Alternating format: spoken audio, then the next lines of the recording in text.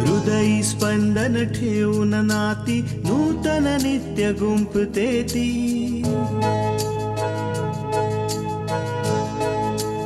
हो हृदयी स्पंदन ठेवून नाती नूतन नित्य गुंफते ती अंगणाची किरणे होऊन घरटे स्वर्णिम करते ती स्मित फुलवून अधरांवरती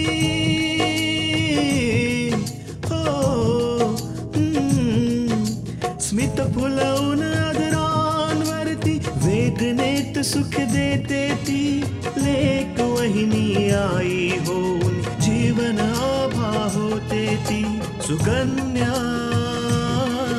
सुकन्या सुकन्या आमच्या कन्या. जाऊ दे सोड रमा, तुझी काय बी चूक नाहीये. आजकाल जमानाच असा झालाय की पोरं कधी बिघडतात समजत नाही. पण अम्मा, आपला शैलूच का भरकटला ग? तुम्ही एकदम बरोबर बोलताय ताई. माझा बी हाच निर्णय आहे की गंगा आणि शैलू आता एका ठिकाणी नाही राहणार. गंगाचं सत्य समजल्यावर मीच हा निर्णय घेतलाय की मी गंगाला माझ्या बरोबर माझ्या घरी घेऊन जाईन. माझी सून म्हणून नाही तर माझी पोरगी म्हणून.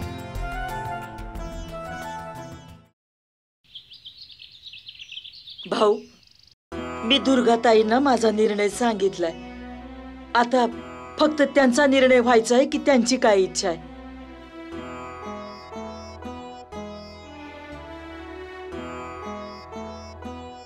अगं ये दुर्गा, बस. या मावशी बसा.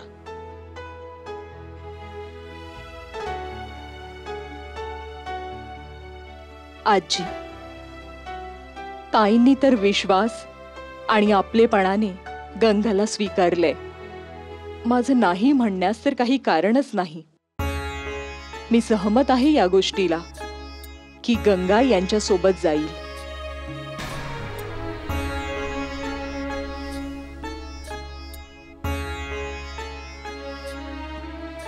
ताई, तुम्ही विश्वास ठेवा की मी गंगाला असं अजिबात वाटू देणार नाही की मी तिची आई नाही. मी आई असण्याची सगळी कर्तव्य पार पाडीन.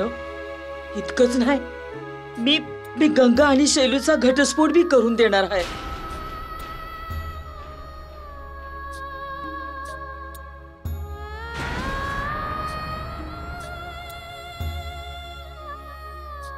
आता मी गंगाला माझी मुलगी मानले, तेव्हा मी आई असण्याचं प्रत्येक कर्तव्य पार पाडेन. मी फक्त गंगाला घटस्फोटच नाही मिळवून देणार तर तिचं भविष्य बी घडवीन.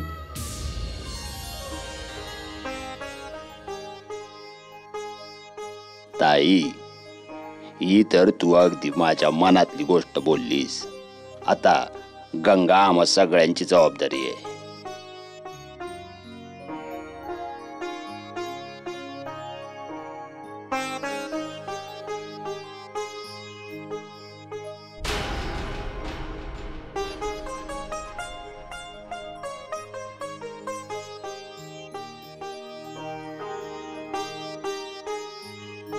आई,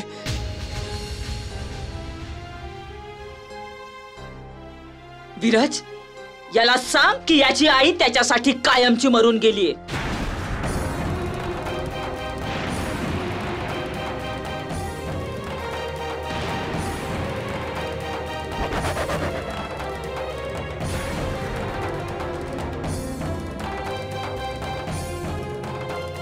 आत्या तू असं का करतेस यात तुझी काही चूक नाहीये. आई आई आई असं नको बोलूस का, नाहीतर मी जीव देईन हाताच्यात.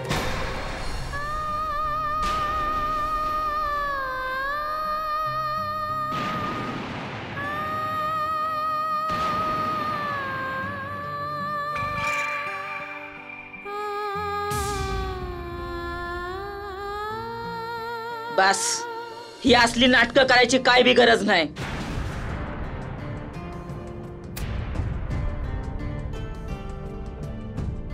मला फक्त एकच पोरगी आहे आणि ती आहे गंगा.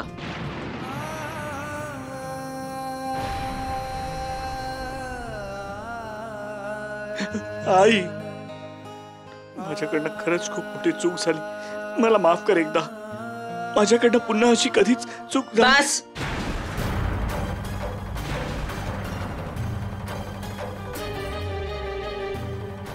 मला अजून काय बी बोलायची गरज नाही. मला जे बोलायचं होतं ते झालंय. गंगा, गंगा तू तरी मला माफ कर.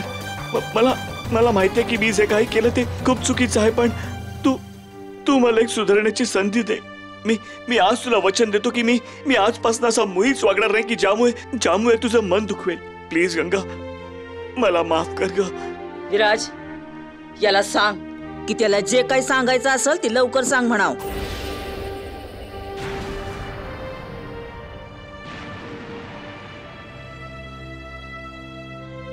कारण याच्यामुळे आम्हाला याच्या आधी बी लय त्रास सहन करावा लागलाय. बस आता अजून त्रास नाही सहन व्हायचा आमच्याच्याने.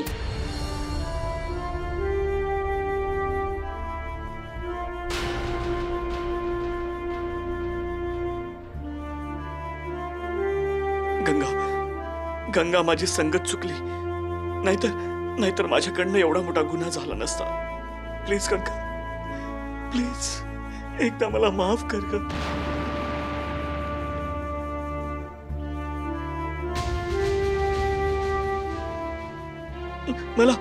मला एकदा तरी सुधारण्याची संधी दे गंगा. मी तुला वचन देतो की माझ्याकडनं पुन्हा अशा प्रकारच्या चुका कधीच नाही होणार. प्लीज गंगा, एकदा तर माफ कर. फक्त एकदाच गंगा, एकदा माफ कर गंगा. मी तुझ्यासमोर हात जोडतो. आई, यांना माफ करा. मला वाटतंय की यांना आपल्या चुकीची जाणीव झालीये. आई, यांना माफ करा. बघितलंस किती मोठं मन आहे तिचं.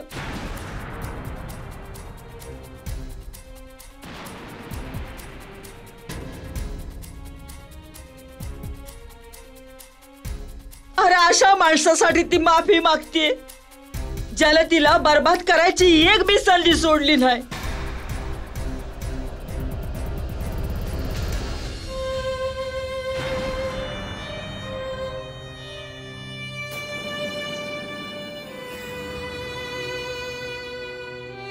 पण बस गंगा, मी ह्याला कधीच माफ करणार नाही. कधीच नाही, कधीच नाही. आई, गंगा तू आईची समजूत काढ ग. गंगा मी माझ्या आईशिवाय मरून जाईन ग. फक्त तूच त्यांची समजूत काढू शकतेस. प्लीज माझ्यासाठी गंगा.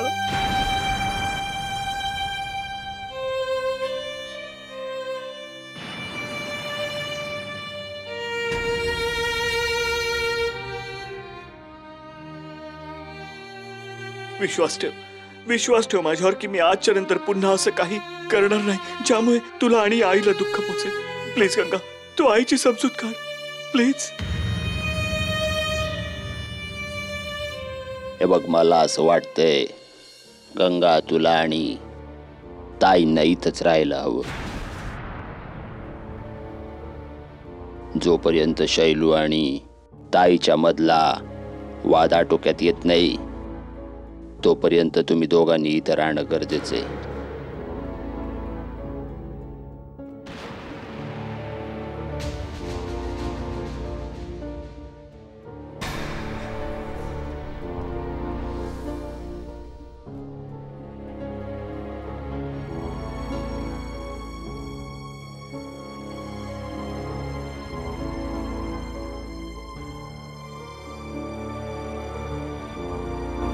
सुकन्या आमच्या कन्या.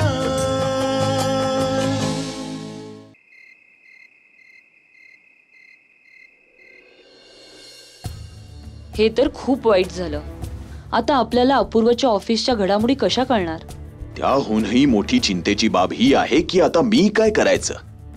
एवढी वर्ष मी एकाच ऑफिसमध्ये काम केलं, आता दुसऱ्या ऑफिसमध्ये काम करणं माझ्यासाठी कठीण होणार आहे. मिश्राजी, तुम्हाला कठीण तर तेव्हाच वाटेल ना जेव्हा तुम्हाला कुठे काम मिळेल.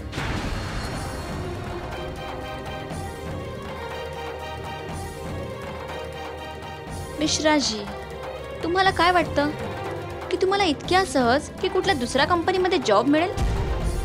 नाही, अजिबात नाही. कारण अपूर्व असं होऊ देणार नाही. तो सगळ्यांना सांगणार. आणि अशी कोणती कंपनी आहे जी अशा एम्प्लॉयरला आपल्या इथे कामावर ठेवेल ज्याने आधीच आपल्या मागच्या कंपनीला धोका दिला आहे? हे तर चुकीचं आहे बिंदिया. मी जे काही केलं तुझ्यासाठी केलं आणि आता तूच माझ्यावर विश्वासघाताचा आरोप करतेस. मिश्राजी, तुम्ही माझ्यासाठी जे काही केलं त्यात तुमचाही फायदाच होता ना.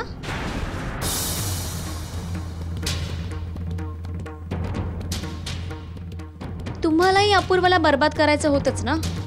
आणि मग आपणही तेच केलं ना जे आपल्याला करायचं होतं. मग तुम्ही यात मला कसं काय दोष देऊ शकता? हो, मला अपूर्वाकडून सूड घ्यायचाच होता आणि त्यामुळेच मी तुला साथ दिली. पण आता करायचं काय? या समस्येतून बाहेर कसं पडायचं?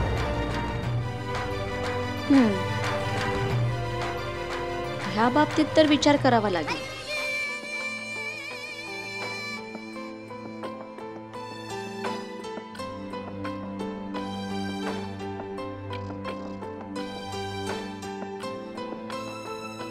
मिश्राजी, तुम्हाला परत अपूर्वचं ऑफिस जॉईन करायची इच्छा आहे? डोकं बिकं फिरलंय का तुझं? अपूर्व मला त्या ऑफिसमध्ये शिरूही नाही देणार. जॉईन करायची गोष्ट तर दूर राहिली. मिश्राजी, माझ्याजवळ एक असा मार्ग आहे की ज्याने फक्त तुम्हाला अपूर्वाच्या ऑफिसमध्ये जॉबच नाही मिळणार, तर तुम्ही अपूर्वाला हेही दाखवू शकता की तुमचा माझ्यासोबत आता काहीही संबंध नाही. पण का बिंदिया? मिश्राजी अपूर्वकडे पुन्हा काम करायला का जातील?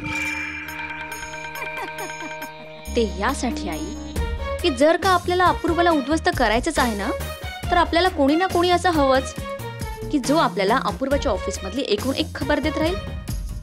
आणि हे काम मिश्राजींशिवाय दुसरं कोणीच करू शकत नाही. त्यामुळे मिश्राजींना कुठल्याही परिस्थितीत ऑफिस जॉईन तर करावंच लागेल. पण बिंदिया, अपूर्व तर मला पाहता क्षणीच धक्के मारून बाहेर काढेल. मिश्राजी, तो तुम्हाला धक्के मारून बाहेर नाही काढणार, कारण तुम्ही त्याच्या ऑफिसमध्ये नाही, तर तुम्ही त्यांच्या घरी जाल, तेही तुमच्या बायको मुलांसोबत.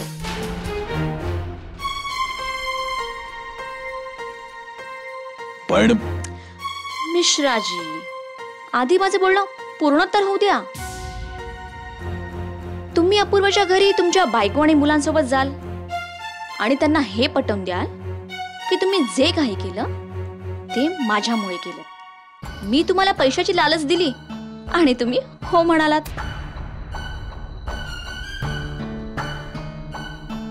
आणि इतकंच नाही, तर तुम्ही तुमच्या बायकोलाही हे सांगा की त्यांनी तृष्णा आणि काकूंसमोर हात जोडून माफी मागावी.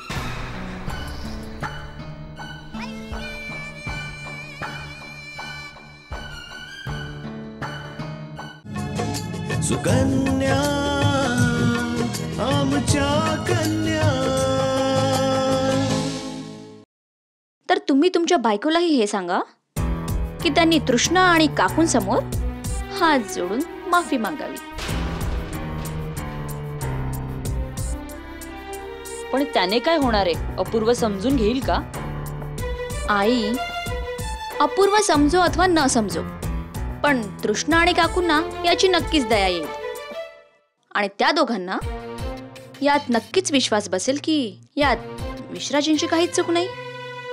जे काही केले ते मी केले आणि मग मिश्राजींना नोकरी परत मिळेल. काय झालं मिश्राजी? तुम्हाला माझा प्लॅन आवडला नाही का? मला तर हे कळत नाहीये की तुझ्या डोक्यात या कल्पना येतात कुठून. आता बघच मी अपूर्वाला कसं माझ्या बोलण्यात गुंडाळतो. मी त्याच्या घरी जाऊन असं नाटक करेन की तिथे जेवढी माणसं असतील सगळ्यांची खात्री पटेल की मी निर्दोष आहे. गुड. आणि जेव्हा तुम्हाला तुमची नोकरी परत मिळेल तेव्हा आपण परत अपूर्वला बर्बाद करण्याचा नवीन प्लॅन शोधू. हे बघ बिंदिया, आता मला माझ्या बायको आणि मुलांना आणायला गावी जायचंय. आता निघालो तर मध्यरात्री पोहोचे.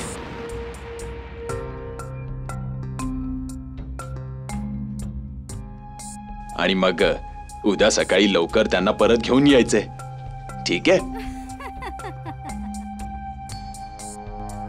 ठीक आहे मिश्राजी, तुम्ही तुमच्या बायकोलाही खूप चांगल्या प्रकारे समजावून सांगा. ठीक आहे, मी निघतो.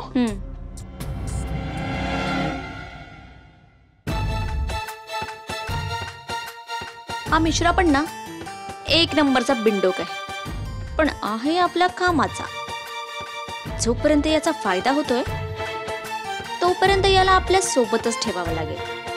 मग त्यानंतर यालाही प्लॅन मधून बाहेर काढून टाकू.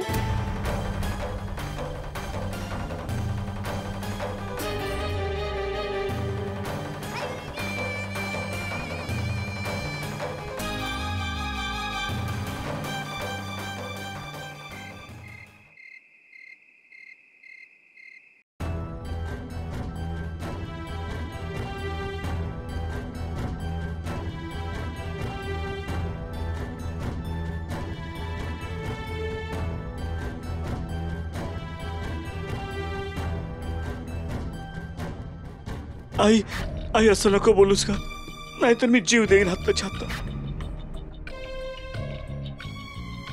बस, ही असली नाटकं करायची काय बी गरज नाही. मला फक्त एकच पोरगी आहे आणि ती आहे गंगा.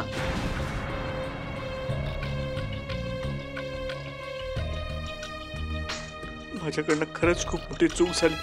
मला माफ कर एकदा. माझ्याकडनं पुन्हा अशी कधीच चूक बस, मला अजून काय बी बोलायची गरज नाही. मला जे बोलायचं होतं ते झालंय. मला एकदा तरी सुधारण्याची संधी दे गंगा. मी तुला वचन देतो की माझ्याकडनं पुन्हा अशा प्रकारच्या चुका कधीच नाही होणार. एकदा माफ कर गंगा. मी तुझ्यासमोर हात जोडतो.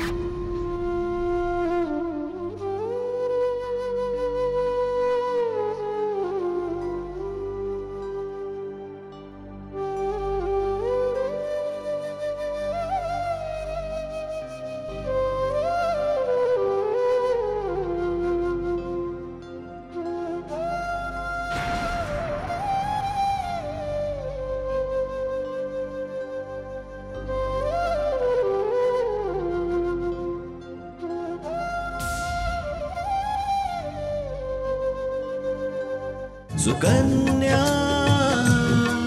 आमच्या कन्या.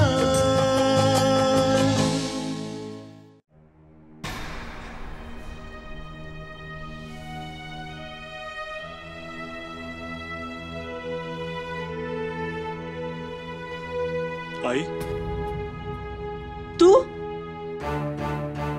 का आलास इथे? आई मला माफ कर आई. मी वाहत गेलो आई. पण मी तुला आता वचन देतो की यापुढे मी कधीच असा चुकीचा नाही वागणार ज्यामुळे तुला दुःख पोचेल. शैलू, तू जे काही केलंस ना त्याला कसलीच माफी नाही बघ.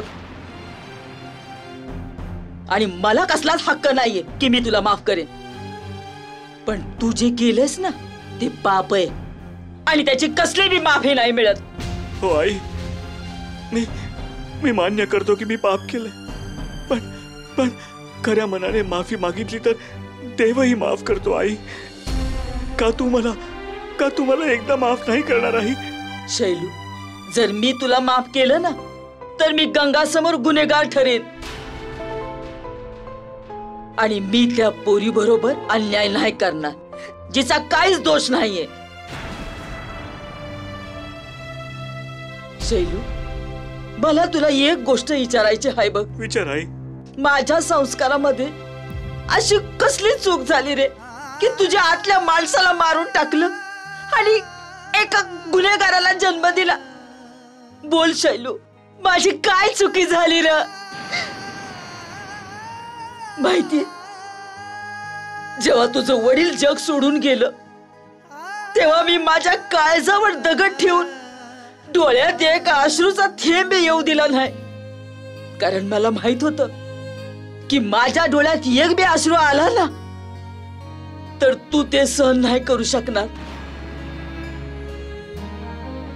मला तुला कमकुवत बनवायचं नव्हतं, तर जगाशी 2 हात करायला शिकवायचं होतं. शैलू, तू कवा बी कसली बी गोष्ट मागितलीस मी दिली. कधी बी तुला नकार नाही दिला. आणि मला हे नको होतं की तू माझ्या प्रेमानं वाया जावास आणि जगाने तुझ्याकडे बोट दाखवावं आणि म्हणावं की बघा हा बिन बापाचा पोरगा चाललाय.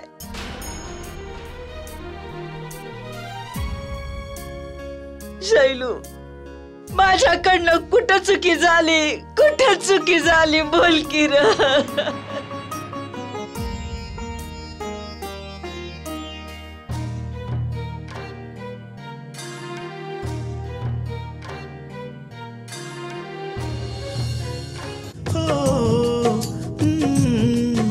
स्मित फुलवून आदरांवरती वेदनेत सुख देते ती लेक वहिनी आई होऊन जीवन आभा होते ती. सुकन्या सुकन्या सुकन्या आमच्या कन्या.